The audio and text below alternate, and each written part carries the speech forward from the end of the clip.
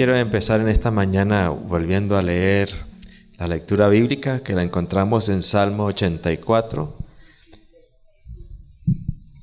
Vamos a leer entonces el Salmo 84.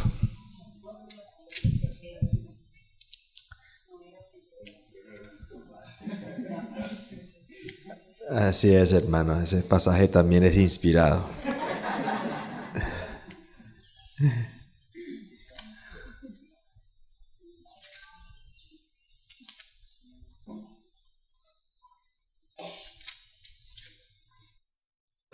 El versículo 11 dice: porque sol y escudo es Jehová, Dios.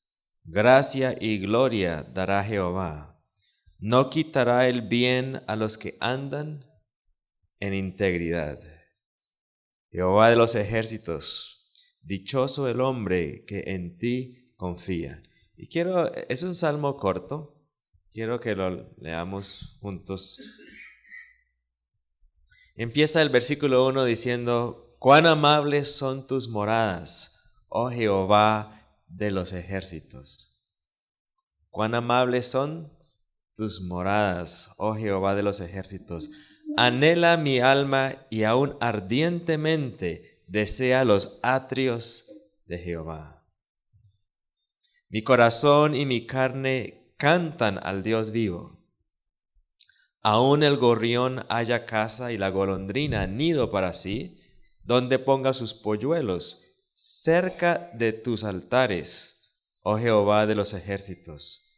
Rey mío y Dios mío, bienaventurados los que habitan en tu casa, perpetuamente te alabarán. Bienaventurado el hombre que tiene en ti sus fuerzas, en cuyo corazón están tus caminos. Atravesando el valle de lágrimas, lo cambian en fuente. Cuando la lluvia llena los estanques, irán de poder en poder, verán a Dios en Sión. Jehová de los ejércitos, oye mi oración. Escucha, oh Dios de Jacob. Mira, oh Dios, escudo nuestro, y pon los ojos en el rostro de tu ungido. Porque mejor es un día en tus atrios que 1000 fuera de ellos. Escogería antes estar a la puerta de la casa de mi Dios que habitar en las moradas de maldad. Porque sol y escudo es Jehová Dios. Gracia y gloria dará Jehová. No quitará el bien a los que andan en integridad. Jehová de los ejércitos, dichoso el hombre que en ti confía. Y vamos a regresar a este salmo. Es un salmo que, por cierto, lo cita el Espíritu de Profecía dentro del contexto de ayuda en la vida cotidiana, sobrellevando las dificultades. Así que regresaremos al Salmo 84, pero vamos ahora a 1 de Samuel capítulo 1. 1 de Samuel capítulo 1. La Biblia los relatos bíblicos son relatos que cuentan sin mucho lujo de detalles, pero cuentan las cosas como son. A diferencia de otros tipos de literatura. Y por supuesto, la escritura tiene la gran diferencia que es una literatura inspirada directamente por ¿quién? Es su revelación. 1 de Samuel, capítulo 1, y este es uno de los ejemplos que vamos a considerar en esta mañana. Capítulo 1, versículo 1 en adelante. Hubo un varón de Ramataim, de Sofim, del monte de Efraín, que se llamaba Elcana, hijo de Jeroham, hijo de Eliú, hijo de Toú, hijo de Suf, efrateo. Y tenía él 2 mujeres. El nombre de una era Ana y el de la otra Penina. Y Penina tenía hijos, mas Ana no los tenía. Y todos los años aquel varón subía de su ciudad para adorar y para ofrecer sacrificios a Jehová de los ejércitos en Silo, donde estaban los hijos de Elí, Ofni y Fines, sacerdotes de Jehová. Y cuando llegaba el día en que Elcana ofrecía sacrificio, daba a Penina su mujer, a todos sus hijos y a todas sus hijas, a cada uno su parte. Pero a Ana daba una parte escogida, porque amaba a Ana, aunque Jehová no le había concedido tener hijos. Y su rival la irritaba, enojándola y entristeciéndola, porque Jehová no le había concedido tener hijos. Así hacía cada año, cuando subía a la casa de Jehová, la irritaba así, por lo cual Ana lloraba y no comía. ¿Suena como un hogar feliz? Vamos a hacer una pausa allí. Ahora quiero invitarles que vayamos a Génesis, al libro de Génesis. Vamos al capítulo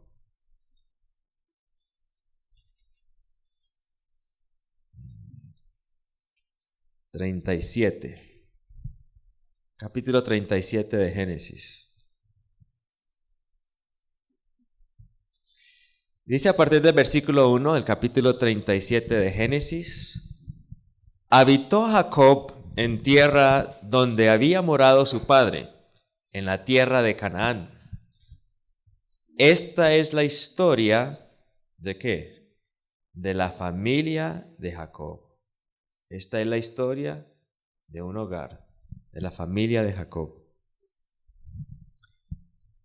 José, siendo de edad de 17 años, apacentaba las ovejas con sus hermanos, y el joven estaba con los hijos de Bilha y con los hijos de Silpa, mujeres de su padre, e informaba José a su padre la mala fama de ellos. Y amaba Israel o Jacob a José más que a todos sus hijos, porque lo había tenido en su vejez, y le hizo una túnica de diversos colores. Y viendo sus hermanos que su padre lo amaba más que a todos sus hermanos, le aborrecían y no podían hablarle pacíficamente. Y bueno, sigue la historia, pero quiero quedar allí. Lo aborrecían y no podían hablarle pacíficamente. Bueno, podemos seguir leyendo introducciones a historias bíblicas. Nos vamos a dar cuenta que en muchos de estos hogares habían serias dificultades. Y situaciones bastante difíciles de resolver. Antier, el pastor Conef nos comentaba que Hollywood nos ha dado una imagen distorsionada del matrimonio. Y vivieron felices para siempre. Vivieron felices para siempre. En el hogar cristiano, dice así. Vamos a ver. También en el Ministerio de Curación, página 278, y en Mente, Carácter y Personalidad, página 162. Pero voy a leer del Ministerio de Curación, página 278. Dice: por mucho cuidado y prudencia con que se haya contraído el matrimonio, pocas son las parejas que hayan llegado a la perfecta unidad al realizarse la ceremonia del casamiento. La unión verdadera entre ambos cónyuges es obra de los años subsiguientes. Y es obra, es una, como dice el hermano Alberto, es una tarea. Es una tarea. Sigue diciendo el siguiente párrafo, página 278 del Ministerio y Curación. Cuando la pareja recién casada enfrenta la vida con sus cargas de perplejidades. ¿Cómo es la vida? ¿Qué tiene la vida? De perplejidades y preocupaciones. Desaparece el aspecto romántico con que la imaginación suele tan a menudo revestir el matrimonio. Marido y mujer aprenden a conocerse como no podían hacerlo antes de unirse. Este es el periodo más crítico de su experiencia. Este es el periodo más crítico de su experiencia.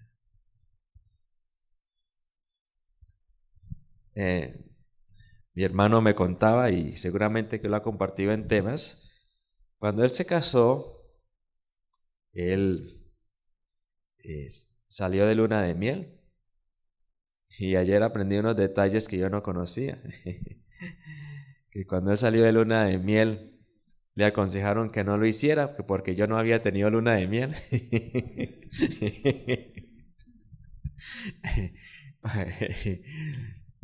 Pero no fue mi papá el que le dio ese consejo, así que no lo juzguen a él. Fue otra persona.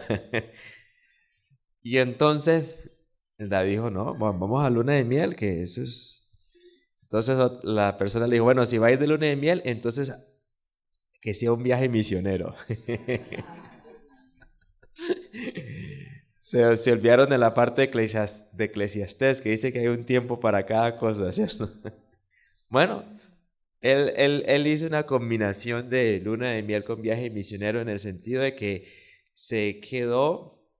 hizo un paseo, pero se quedó en hogares de familias que él conocía, y en cada hogar donde él llegaba y les tenían su hospitalidad, él les hacía una pregunta: ¿qué consejo nos dan ustedes a nosotros como pareja recién casada? Y cada pareja les dio un consejo. Llegaron a un hogar, y en ese hogar el consejo que les dieron fue: cuando tengan no recuerdo las palabras exactas, así que yo voy a parafrasear aquí, y seguramente que no voy a ser fidedigno. Pero la idea fue que cuando tengan esa pelea, ese conflicto, ese desacuerdo, que ustedes consideren esto se acabó. Eso no es cierto, no se ha acabado. No se preocupen, que todo no se ha acabado. Y entonces mi hermano escuchó ese consejo y dijo: ese consejo a mí no me aplica, porque nunca va a llegar ese día. En mi caso, no. El día de un desacuerdo tan serio que ustedes digan: se acabó todo. Aquí cada uno agarre su maleta y coja para su casa. La casa de la mamá, ¿no?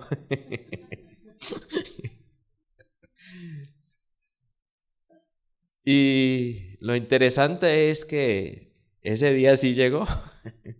En la experiencia de mi hermano, él cuenta.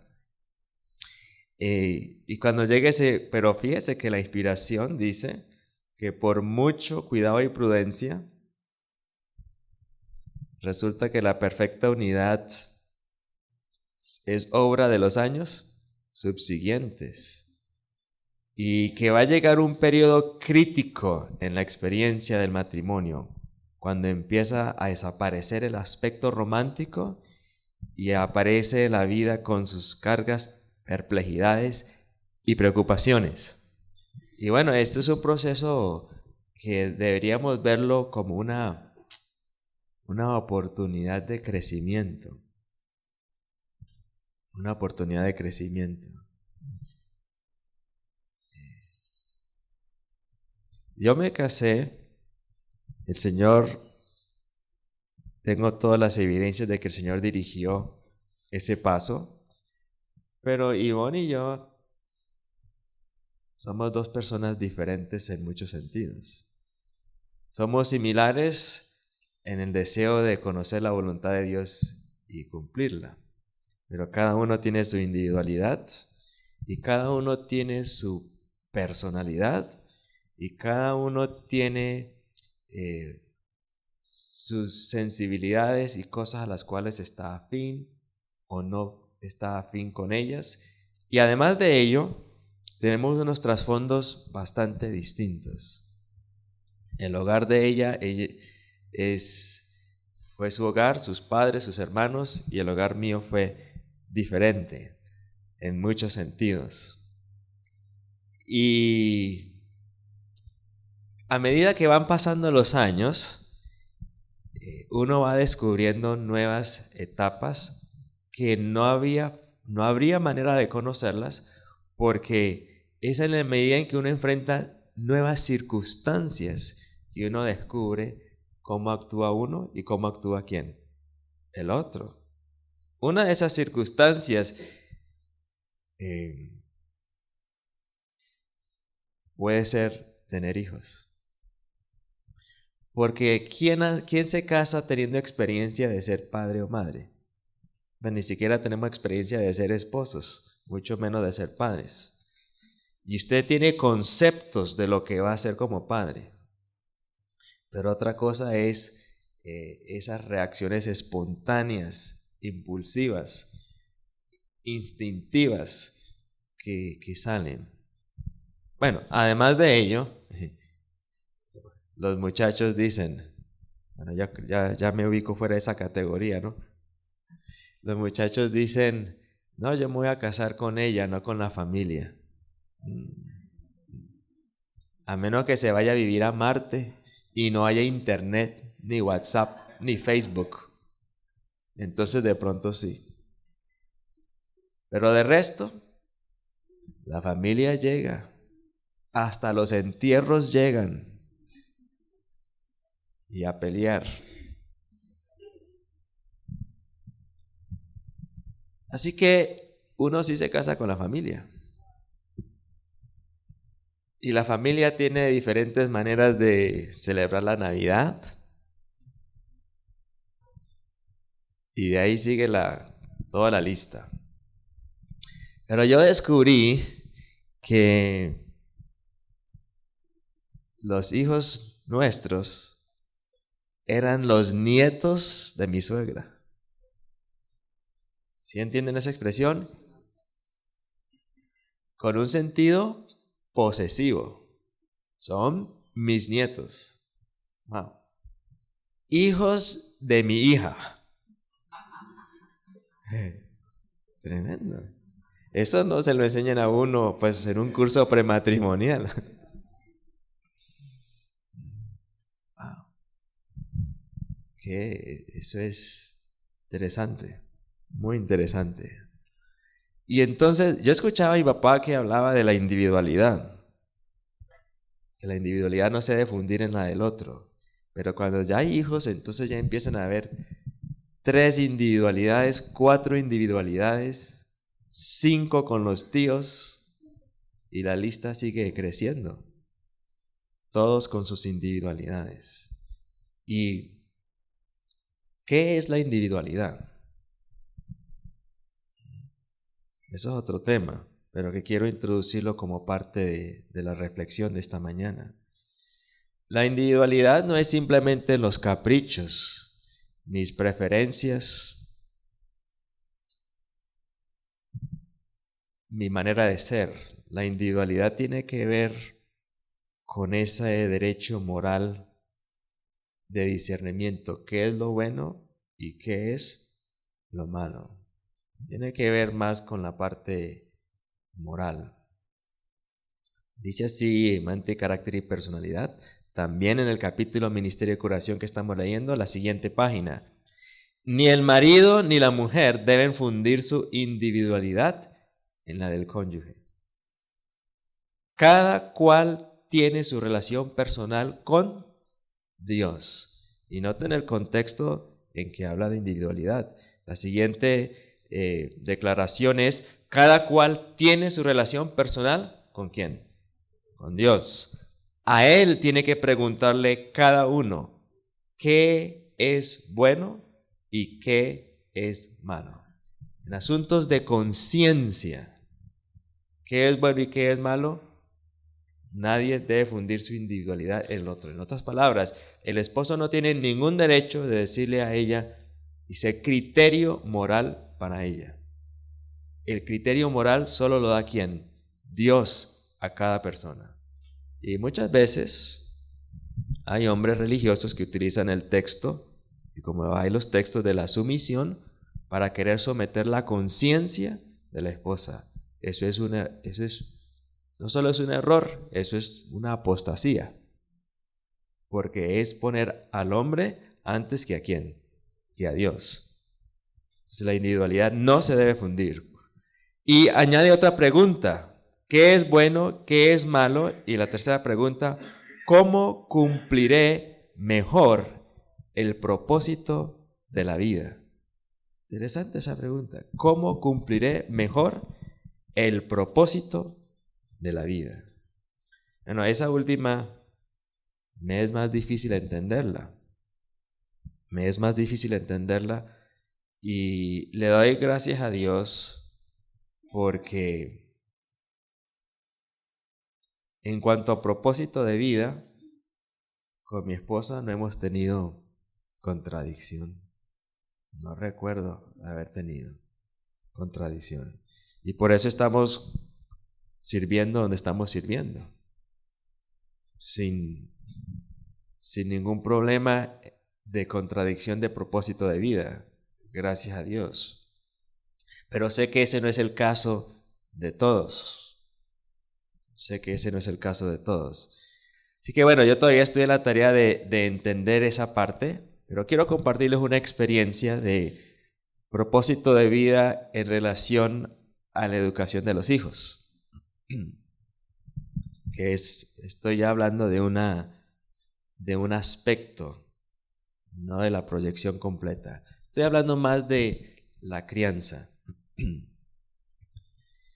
Yo recibí un modelo de educación de los hijos con mi mamá, que nos leía de la conducción del niño, que a mí me dio por leer el libro también. Y me dio por leer ese libro cuando yo tenía 8 años de edad. Me lo leí de tapa a tapa. Me levantaba a las 4:30 de la mañana a estudiar la conducción del niño, porque yo quería saber qué era ese libro que mi mamá tanto al cual ella se refería tanto. Y me sirvió mucho. Fue una bendición.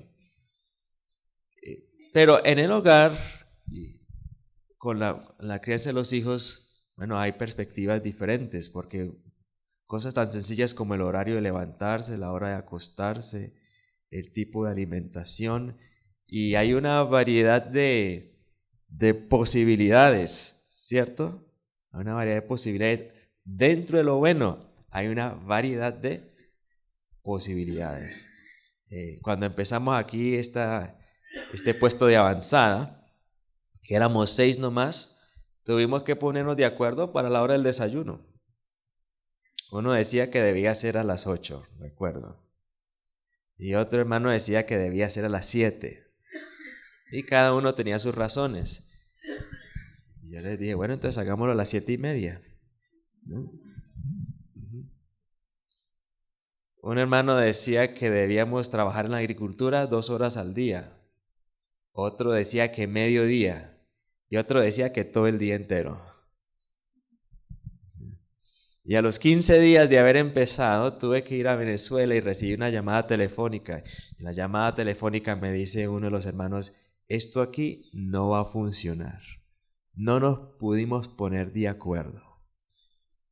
Si usted no regresa pronto, esto se acaba. Recuerdo mucho esa llamada. Y la dificultad era porque uno quería sembrar frijoles con una piola, así, una cuerdita, y quería que entre cuerda y cuerda hubiera una medida exacta. Mejor dicho, era un topógrafo. El otro quería hacerlo derecho, pero al ojo. Y el tercero quería agarrar la caraota, el frijol, y regarlo, taparlo con monte y que saliera. Bueno, menos mal que la finca estaba grande. Así que yo le dije a uno, de aquí para allá siembre usted. De allí para allá el otro, y el último lote el que iba a sembrar Matiao. Y no se acabó la fundación en los primeros 15 días. Pero así es el hogar. Con cosas tan sencillas. ¿Dónde se pone el teléfono? ¿Dónde se cuelga la toalla? ¿Sí? Y comenzamos a confundir individualidad con caprichos. Y se nos confunde el asunto. ¿En qué puedo y debo ceder? ¿Y en qué debo ser tolerante no se trasnoche por eso?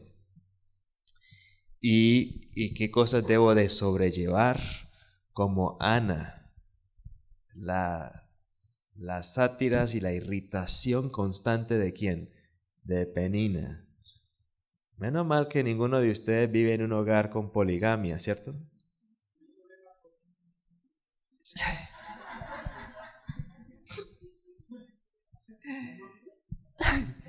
Sí, la poligamia era cosa seria, una fuente de gran infelicidad.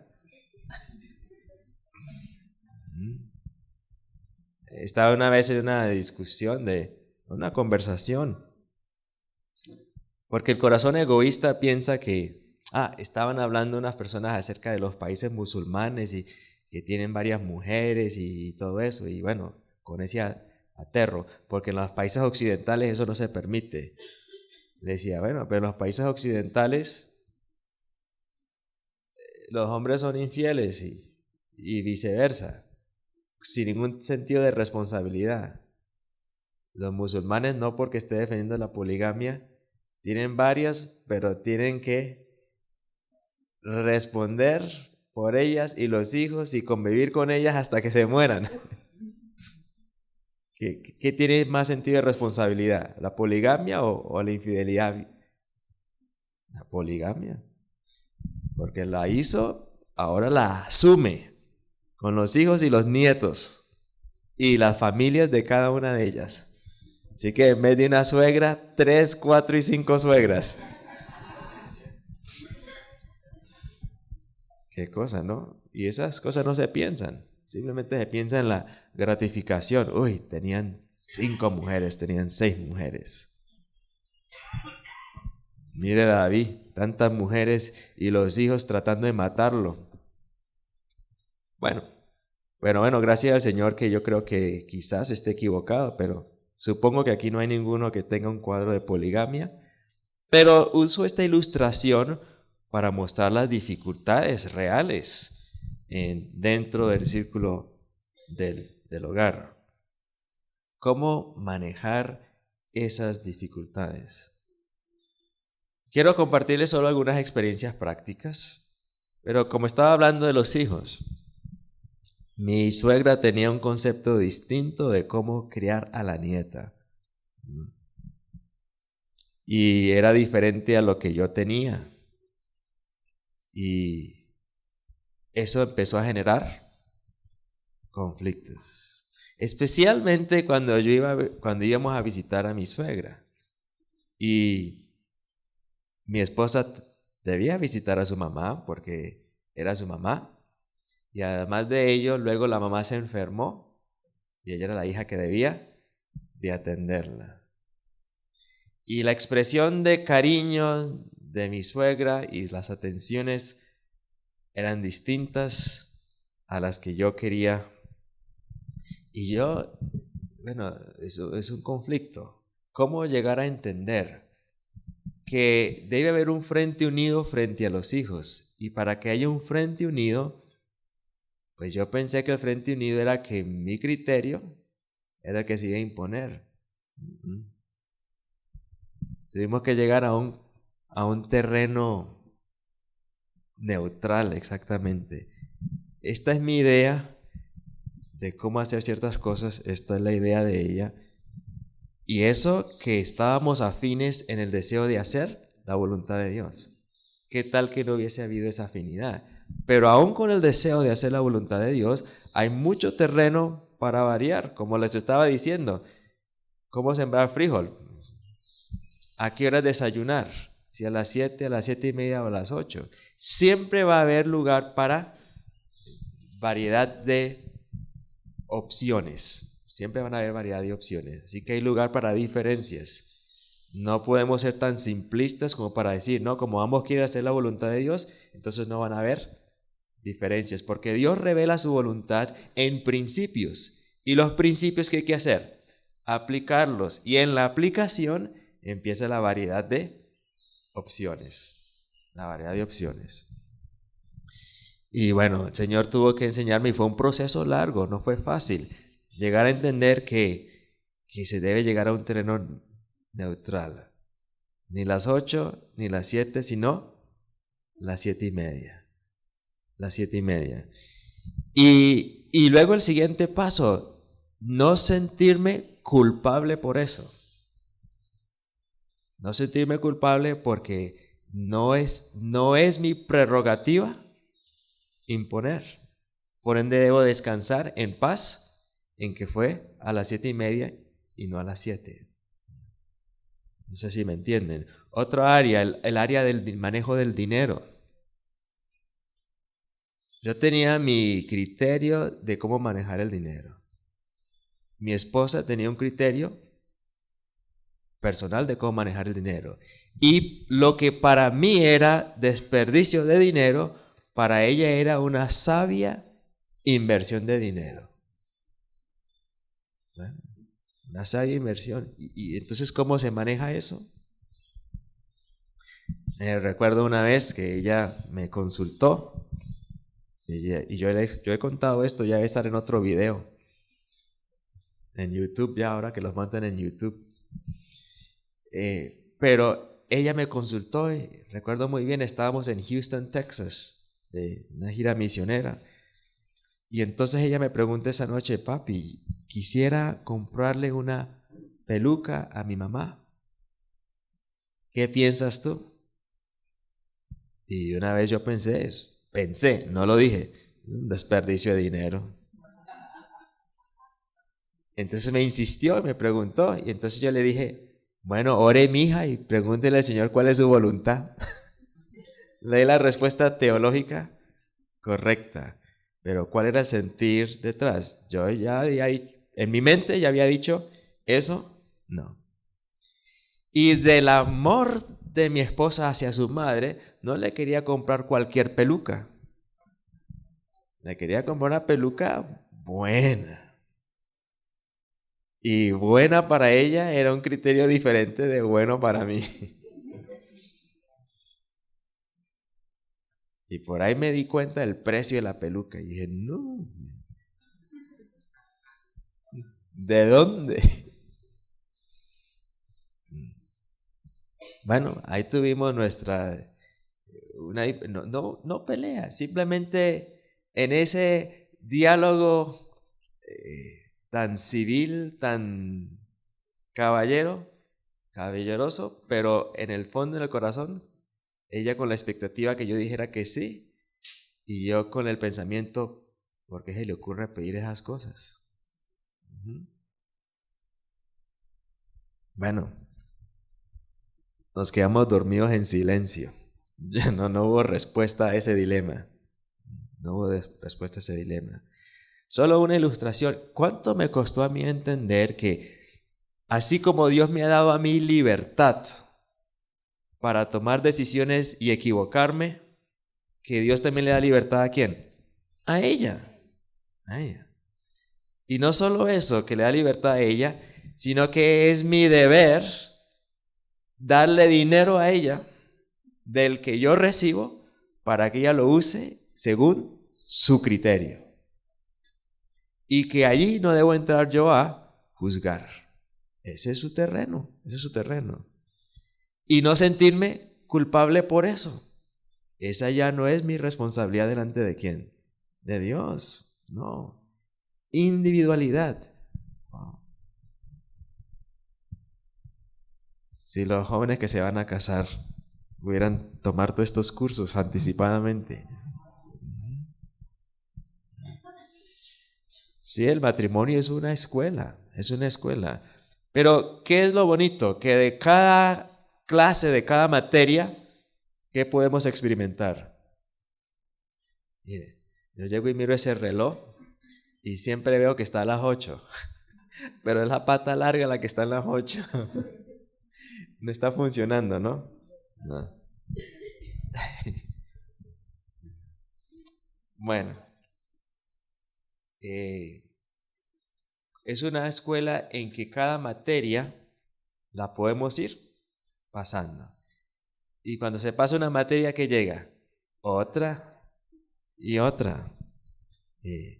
Pero es una oportunidad para aprender. Hay casos, y no tenemos tiempo en esta mañana, en que las diferencias en el hogar son tan serias, y vamos a hablar qué tipo de diferencias a grosso modo, que la palabra de Dios aconseja la separación. Y hay casos específicos donde se aconseja el divorcio. Son aún más restringidos, porque una separación no justifica divorcio. Solamente separación. Divorcio es otra categoría, solo según la palabra por adulterio. Pero causa de separación. Bueno, esta mañana leía un pasaje en el libro Testimonios sobre conducta sexual, adulterio y divorcio. Y Elena G. de White le escribe a un hombre y le dice: tengo que ser claro con usted. Usted vive con una mujer endemoniada. Wow, una mujer endemoniada. Y usted no la va a redimir. Bueno, tienen que leer el contexto, porque no quiero que salgan de aquí los hombres diciendo yo vivo con una mujer endemoniada. Y a lo mejor ella está pensando el endemoniado es él. Sí. Una persona endemoniada, bueno, leas el capítulo en el libro, razones para separación. Y gracias a Dios que no estamos en las tinieblas. Dios nos ha dado tanta luz, y desafortunadamente no la aprovechamos, no la leemos y no le pedimos al Señor que nos dé la capacidad de aplicarla. Pero son situaciones extremas donde la persona está agrediendo físicamente, donde la persona está sometiendo al otro a un abuso verbal y emocional constante, que llega un punto en que la persona no puede, lo está destruyendo su individualidad. Es la separación que va a producir ese espacio para que se pueda restaurar y restablecer ese espacio. Bueno, el Señor les dará sabiduría si ese es su caso. Pero muchas veces los impulsos de separación son por cosas cotidianas, ¿no? Y yo les confieso aquí, yo recuerdo una vez que pensé, voy a tomar un bus y me voy para Venezuela, de aquí a Armenia, allá donde mi mamá. Cuando uno se está casando, uno quiere irse del lado de la mamá, ¿cierto? Y cuando llega una crisis en el matrimonio, uno piensa, ay, mi mamá. Ella sí me entiende. Sí. Y en mi caso, la situación fue por el asunto de la ecuación hijos, suegra, esposa y yo. Y en esas circunstancias, yo recuerdo, en mi criterio yo quería que Alejandra se acostara temprano, y llegamos a visitar a la suegra y 9:30 de la noche y la niña despierta. Y yo esa batalla no la quería perder. Y la quise resolver en mi fuerza humana. Y mi suegra dijo,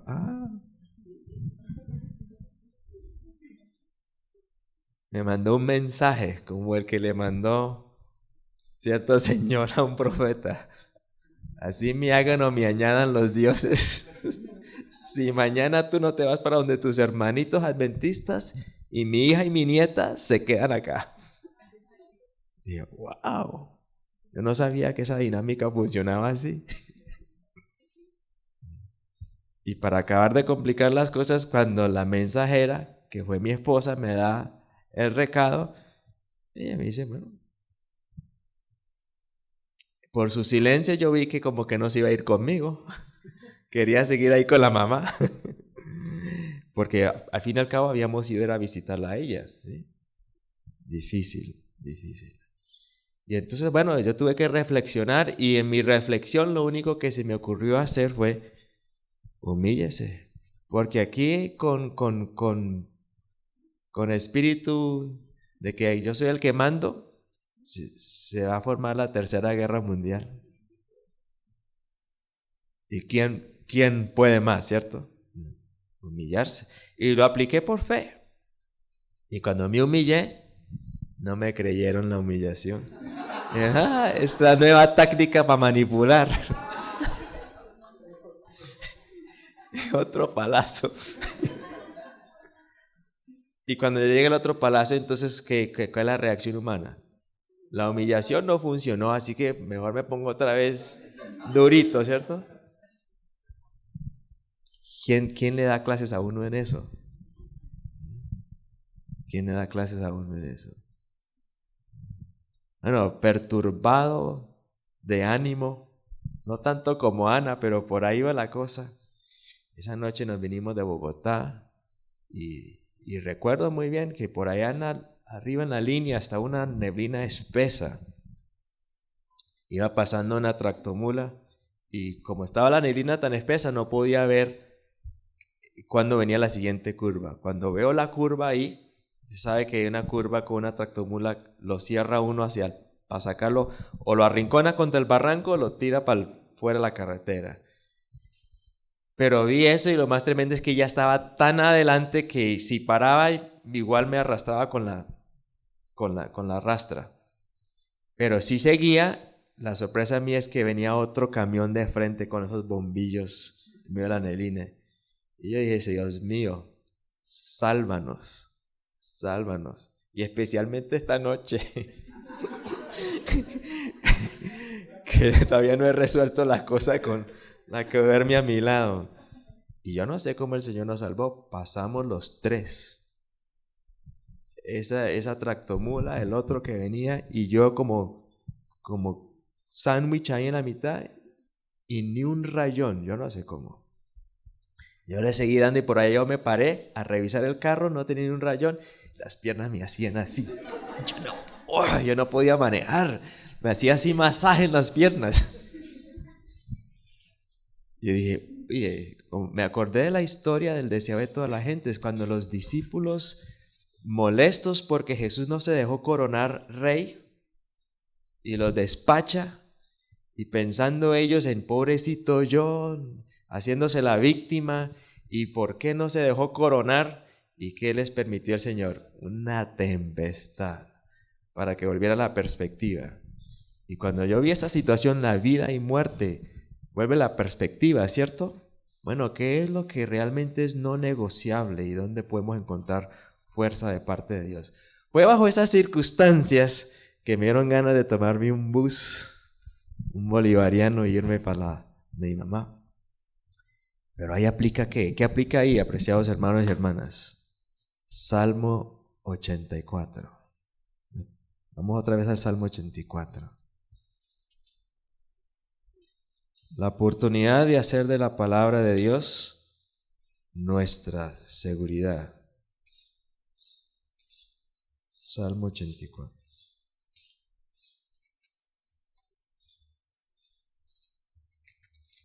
Dice: cuán amables son tus moradas, oh Jehová de los ejércitos.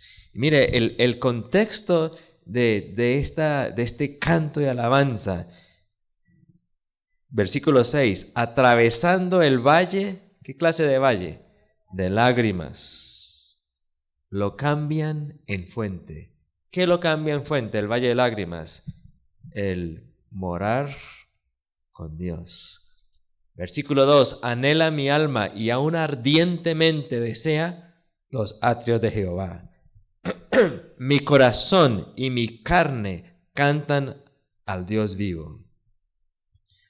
Aún el gorrión halla casa y la golondrina nido para sí, donde ponga sus polluelos. Cerca de tus altares, oh Jehová de los ejércitos, Rey mío y Dios mío, felices, bienaventurados los que habitan en tu casa. Perpetuamente te alabarán. No importa las diferencias y las situaciones difíciles que usted esté viviendo, nosotros podemos alabar al Señor perpetuamente. Si nuestro corazón, si nuestra alma anhela ardientemente los atrios de Jehová. Y esa fue la experiencia de Ana. Ana, a pesar de su lloro y su tristeza, anhelaba agradar ¿a quién? A Dios. La confundieron por ebria. Y un sumo sacerdote que no estaba cumpliendo bien su papel, ni como padre, ni como sacerdote, el Señor lo utilizó como instrumento para que Dios le concediera los deseos de su corazón a su tiempo. José, un hogar de conflicto, tanto que ¿qué hicieron los hermanos de José con él? Lo vendieron como esclavo. ¿Nos imaginamos eso? ¿Y dentro de qué familia? La familia de Abraham, de Isaac y de Jacob. ¿Podría haber una familia más privilegiada en la tierra en ese tiempo? No, no la había. En los hogares más privilegiados ocurren dificultades, se suscitan dificultades, y estas cosas están escritas para nuestra amonestación a quienes han llegado a los fines de los siglos, para que no pensemos si acabó todo. Si en la casa de Jacob habían dificultades, si los hermanos de José lo vendieron, pero ¿cómo manejó José esa angustia? Dice Patriarcas y Profetas que por un tiempo se entregó a un llanto, como al abandono, y luego se acordó ¿de quién? Del Dios de su padre Abraham, de su padre Isaac y de su padre Jacob. Y en su corazón, ¿qué se propuso? Estar en los atrios de Jehová. En su corazón. Y aunque era esclavo en la casa de Potifar, para José, ¿dónde estaba él? En los atrios de Jehová. Y sirvió con alegría como esclavo. Y esa consistencia del servicio llevó a que ganara la confianza de su amo. Su fidelidad, ¿cómo fue recompensada? La mujer de Potifar, dice la Escritura, que todos los días lo afligía, ahora con otra clase de aflicción, seducción, y él se mantuvo. Y por mantenerse en la integridad, ¿a dónde terminó? En la cárcel. ¿Se desesperó José? Siguió clamando por estar en los atrios de Jehová. Ahí en la cárcel, ¿a quién servía? A los presos.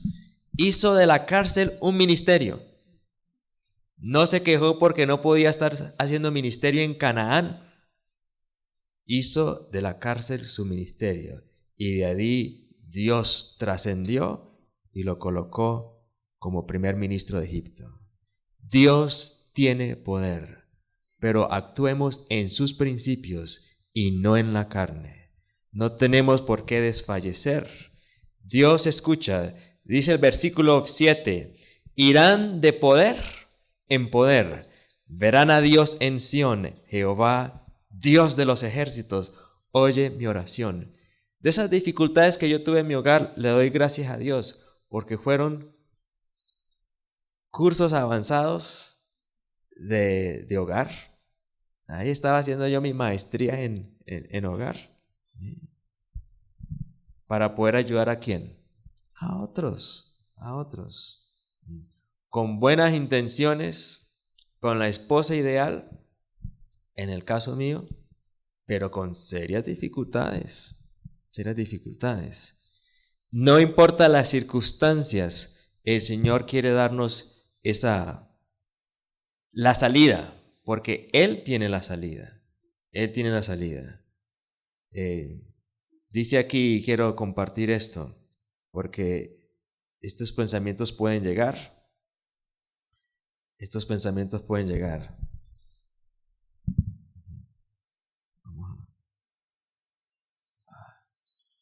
Se me perdió la cita. Bueno, voy a leerles otra, pero la cita decía así: en el hogar cristiano está, que nunca alberguen el pensamiento de que su unión fue un fracaso, un error, nunca. Y si no se debe albergar el pensamiento, entonces, ¿qué consideran ustedes en cuanto a decirlo? ¿En algún momento usted ha sentido, le ha llegado el pensamiento, ay, yo como que mejor me debía haber casado con otro? ¿Le ha llegado el pensamiento? No lo contesten en voz pública.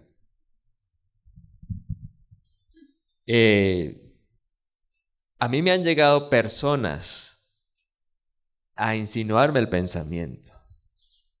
Recuerdo una vez aquí en esa casa, éramos nosotros preceptores de las señoritas, mi esposa y yo, vivíamos ahí. Y se me acercó una señorita y me dijo: ¿usted no cree que usted se equivocó al casarse? Y no fue la única. Porque cuando uno convive con la gente le conoce a uno los defectos. Después llegó otra señora, esta no era señorita, ella era casada y tenía hijo. Y me dijo la misma pregunta, pero me la hizo con afirmación. Así que yo no he tenido que pensarlo, otros han pensado por mí. Pero gracias a Dios que siempre he rechazado ese pensamiento, porque las evidencias de que Él dirigió, que Él respondió la oración, son contundentes. Por ende, de esta situación, el algo me quiere enseñar a mí, porque es una escuela. Y de esa escuela, miren lo que dice el deseo de toda la gente. Esta cita me la recordó mi padre ayer. Deseo de toda la gente es el capítulo del Sermón del Monte, página 268. Dice: por la aflicción, Dios nos revela los puntos infectados, no del carácter del otro. ¿De quién? Los míos. ¿Cómo los revela? Por medio de la aflicción, Dios nos revela los puntos infectados de nuestro carácter. ¿Con qué propósito? Para que por su gracia podamos vencer nuestros defectos. Nos son revelados capítulos desconocidos con respecto a nosotros mismos y nos llega la prueba que nos hará aceptar o rechazar la reprensión y el consejo de Dios. Cuando somos probados, no debemos agitarnos ni quejarnos. No debemos rebelarnos ni acongojarnos hasta escapar de la mano de Cristo.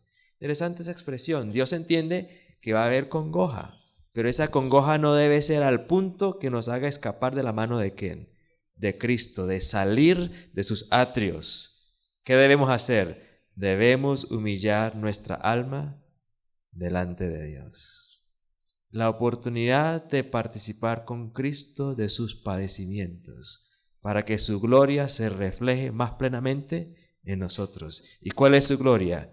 Ese carácter del Cordero de Dios, el manso y humilde Cordero de Dios.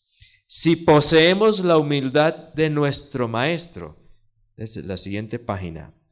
Si poseemos la humildad de nuestro Maestro, nos elevaremos por encima de los desprecios, los rechazamientos, las molestias a las que estamos expuestos. ¿Con qué frecuencia? Diariamente. estas cosas dejarán de oprimir nuestro ánimo. La mayor evidencia de nobleza que hay en el cristiano es el dominio propio.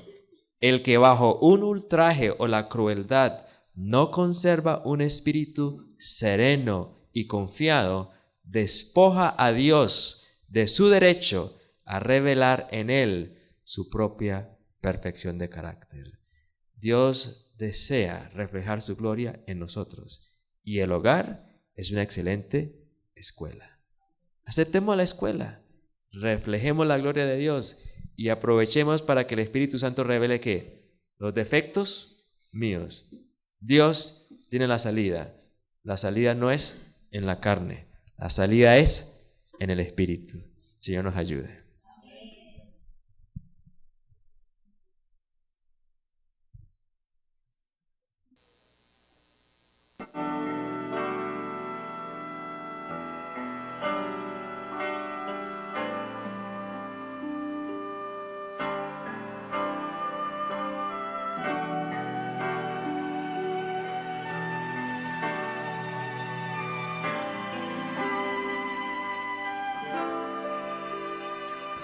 Ellos velan a distancia y no dejan de observarte a ti. Tú sangrabas, buen maestro, mujeres fieles, lágrimas vertían, todo oscureció y se estremeció por mi amado Señor. En la cruenta cruz Él oró por mí, justo al pie de la cruz. Allí tu madre estaba cerca, tu suspiro nadie lo escuchó, solo voces de una turba se escuchaban en la oscuridad. Muchos fieles contemplándote, el precio sin importar tu agonía fue culpa mía, justo al pie de la cruz. Tenme cerca, Dios, de la cruz, pensando en mi pecar, contemplándote por mi culpa allí, justo al pie de la cruz. A tu lado para siempre y no quiero apartarme más. Tú has vencido, yo te adoro, precioso Cristo. Yo te alabaré y oiré tu voz, te seguiré y te entrego hoy mi ser, sinceramente y de rodillas, justo al pie de la cruz. Tenme cerca, Dios, de tu cruz, pensando en mi pecar, contemplándote por mi culpa allí, justo al pie de la cruz. Manténme cerca, Dios, de tu cruz, pensando en mi pecar, contemplándote por mi culpa allí, justo al pie